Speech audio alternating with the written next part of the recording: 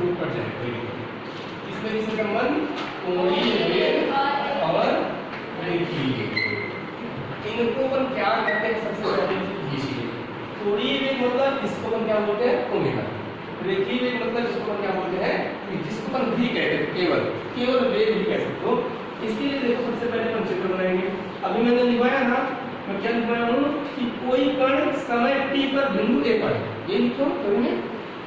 थोड़ी समय के पश्चात कहाँ पर पहुंच जाता है, बिंदु b पर पहुंच जाता है।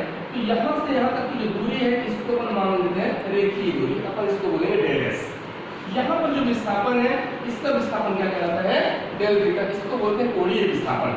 बिंदु को कहलाएगी और ये बिंदु r, ये त्रिज्या है OA और OB क्या कहलाएगी, हमारी त्रिज्या। हमको निकालना है कोणीय वेग। सबसे पहला काम करेंगे कोणीय वेग। जब कोणीय वेग की बात करें तो कोणीय वेग ओमेगा बराबर, अपन वेग किसको कहते हैं, विस्थापन में परिवर्तन की दर को वेग कहते हैं। विस्थापन में परिवर्तन की दर को तो जो कि कोणीय वेग है तो अपन इसको क्या बोलेंगे, कोणीय वेग में परिवर्तन की दर। ठीक है, क्योंकि कोणीय वेग है तो कोणीय विस्थापन में परिवर्तन की दर को क्या बोलेंगे, कोणीय वेग। कोणीय विस्थापन कितना है, डेल थीटा। जब डेल थीटा है ये हो गया डेल थीटा कोणीय विस्थापन, परिवर्तन की दर अर्थात समय के साथ उसके मान में परिवर्तन। ओमेगा बराबर डेल थीटा बटे डेल टी। ठीक है, जब ओमेगा बराबर डेल थीटा बटे डेल टी है तथा क्या चाहिए दूसरा, रेखीय वेग। क्या चाहिए दूसरा, रेखीय वेग। रेखीय वेग v बराबर क्या होता है, डेल s बटे डेल टी, अर्थात वेग बराबर, वेग किसे कहते हैं, विस्थापन में परिवर्तन की दर। तो डेल s क्या है, विस्थापन को रेखीय विस्थापन, a से b तक का विस्थापन, विस्थापन में परिवर्तन की दर क्या आ गया वेग। लेकिन हम निकालेंगे दोनों के बीच क्या संबंध है, ओमेगा और b में क्या संबंध है, इसको जानने के लिए हम सीधा निकालेंगे कोण बराबर। कोण बराबर क्या होता है, चाप बटे ये होता है, कोण बराबर चाप बटे त्रिज्या। तो कोण क्या है हमारे पास, डेल थीटा। चाप क्या है हमारे पास, AB या BA जो भी बोले इसको, त्रिज्या चाहे OA बोलो और चाहे OB। तो देखते हैं इसको अपन क्या लिखेंगे, AB अपॉन OA। AB की वैल्यू डेल s, ठीक है, और ये त्रिज्या हो गया डेल थीटा। अपन एक काम कर सकते हैं, अगर दोनों पक्षों में मैं डेल टी का भाग करूं, दोनों पक्षों में क्या करूं, डेल टी का भाग। जब मैं डेल टी से भाग करूंगा तो देखो कितना आ जाएगा, del s upon del t into r।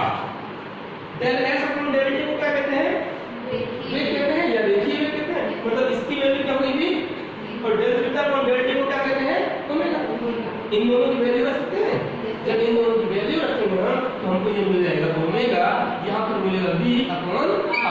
r का यहाँ पर त्रिज्या गुणा करेंगे तो v इज इक्वल टू क्या बचेगा, ओमेगा r। मतलब हम कह सकते हैं कि रेखीय वेग बराबर कोणीय वेग। इसका हिंदी में कभी क्या आता है, एग्जाम में पूछता है कि रेखीय वेग बराबर खाली स्थान में त्रिज्या। खाली स्थान के लिए क्या करेंगे अपन, क्या है कोणीय वेग। हिंदी में पूछेगा खाली स्थान तो हिंदी में ही भरेंगे, ओमेगा भरेंगे तो नंबर मिलेगा, है ना। रेखीय वेग बराबर कोणीय वेग त्रिज्या। कोणीयकरण और रेखीयकरण में संबंध। देखो कोणीयकरण और रेखीयकरण में संबंध, कोणीयकरण को अपन किससे दर्शाते हैं, अल्फा से, किससे डिनोट करते हैं, अल्फा से। और रेखीयकरण को अपन किससे डिनोट करते थे, a से, जिसको हम त्वरण बोलते थे, वही है रेखीयकरण। चाहे त्वरण बोलो और चाहे बहुत छोटे से तरीके से इसको करेंगे।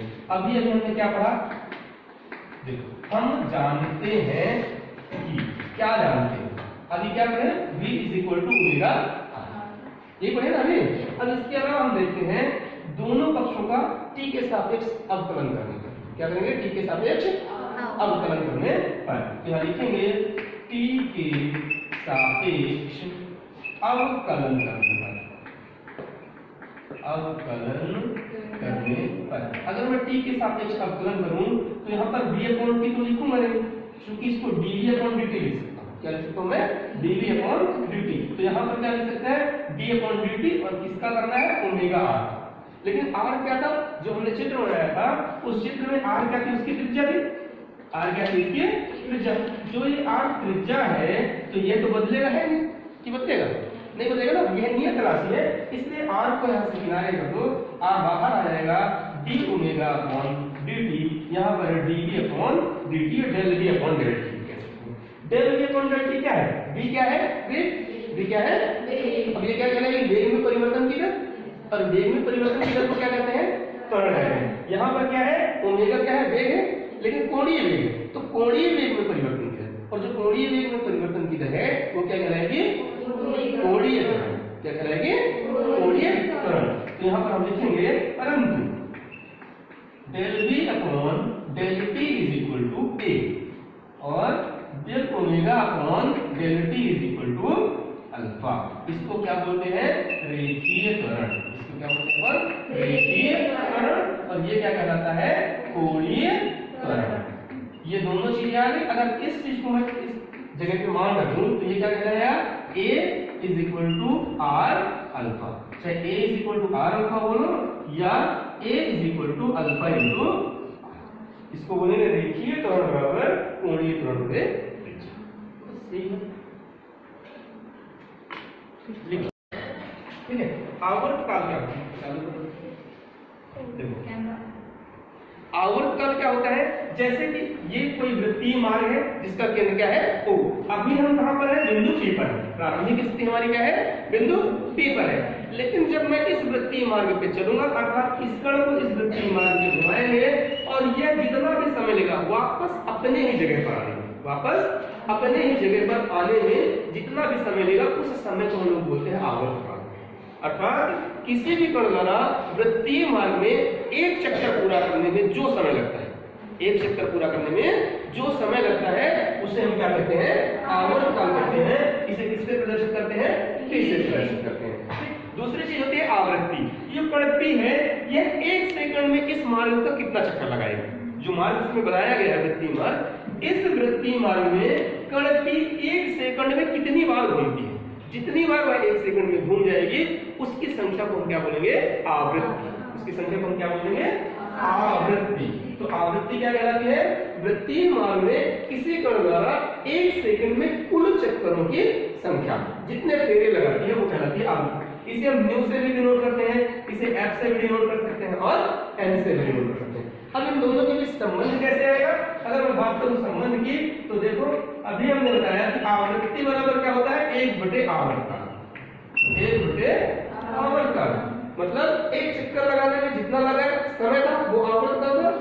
ये क्या है हमारे पास? ये है कि एक चक्कर लगाने में समय नहीं है, ये बता रहा है कि एक सेकंड में कितने चक्कर लगा रहे हैं, एक सेकंड में कितने चक्कर लगा रहे हैं। तो आवृत्ति वाला क्या होता है? 1/8 आवर्तकाल। मतलब आवृत्ति को दर्शाएंगे न्यू से, आवर्तकाल को किससे दर्शाएंगे? t से। दोनों के बीच क्या संबंध? इसका मैं त्रिज्या पूरा करूंगा तो new into t is equal to a। ये संबंध क्या कहलाएगा? ये हो जाएगी आवृत्ति और में आवर्तकाल। तो आवृत्ति और आवर्तकाल का गुणनफल कितना होता है? 1। आवृत्ति और आवर्तकाल का गुणनफल 1। इसे बोलते हैं आवर्तकाल और आवृत्ति के मध्य संबंध। तो जब कभी संबंध पूछा जाएगा क्या बोलेंगे? आवृत्ति और आवर्तकाल का गुणनफल 1 होगा।